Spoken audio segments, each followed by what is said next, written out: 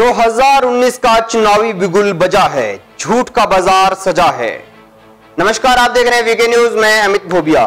झूठ, झूठे वादे, गुमराह, लालच, ये वो शब्द हैं जो राजनीति की दुनिया में आसानी से फिट हो सकते हैं, खासकर भारत की राजनीति में। मैं ऐसा इसलिए कह रहा हूं क्योंकि राहुल गांधी का विदेशी जमीन पर दिया गया भाषण इसका पुख्ता सबूत है। राहुल ने अपने भाषण में मोदी सरकार की भरपूर आलोचना की, लेकिन वहीं कई ऐसे कोरे झूठ बोल दिए जिनसे देश का मुस्लिम तो नाराज है। साथ ही साथ उन्होंने अपने इस भाषण में कांग्रेस के 70 साल के शासन पर भी सवाल खड़े कर दिए। माजरा क्या है मैं बताता हूं, ध्यान से सुनिए। राहुल गांधी ने पिछले दिनों जर्मनी के बर्लिन में इंडियन ओवरसीज कांग्रेस के कार्यकर्ताओं को संबोधित करते हुए एक भाषण दिया। भाषण में उन्होंने मोदी सरकार पर खूब सवाल दागे, सरकार को कटघरे में खड़ा किया, लेकिन इस दौरान वो हर बार की तरह एक ऐसी गलती कर गए जिसने पूरे भाषण पर पानी फेर दिया। राहुल गांधी ने जो उदाहरण दिया उसने ना सिर्फ उनके सामान्य ज्ञान को सवालों के घेरे में खड़ा किया, बल्कि देश के मुसलमानों की देशभक्ति पर भी सवाल उठा दिए। राहुल गांधी ने अपने भाषण में भारत की बेरोजगारी को मुद्दा बनाते हुए उदाहरण दिया कि बेरोजगारी की वजह से मॉब लिंचिंग की घटनाएं हो रही हैं।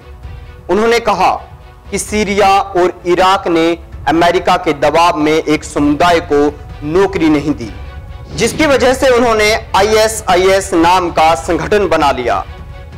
राहुल गांधी यही नहीं रुके, उन्होंने यह भी कहा कि अगर विकास की प्रक्रिया से लोगों को बाहर रखा गया तो इसी तरह के हालात देश में पैदा हो सकते हैं। उनका यह उदाहरण भारतीय मुसलमानों की ओर इशारा करता है। शायद राहुल गांधी को ISIS का अतीत क्या है ये मालूम नहीं। राहुल ने देश में बढ़ती बेरोजगारी को आतंकवाद से जोड़ते हुए अल्पसंख्यकों को नजरअंदाज करने का हवाला दिया। यह कहकर उन्होंने भारतीय मुसलमानों की देशभक्ति पर सवाल खड़ा किया है। राहुल जी, आपको मालूम होना चाहिए कि ISIS में शामिल होने वाले तो जिहाद के नाम पर आते हैं, बड़ी बड़ी नौकरियां छोड़कर आते हैं। भारत से भी कुछ नौजवान भटक कर इस संगठन में शामिल हो गए थे, वे बेरोजगार नहीं थे। आतंक अगर बेरोजगारी से पैदा होता तो लादेन आतंकी कैसे बन गया?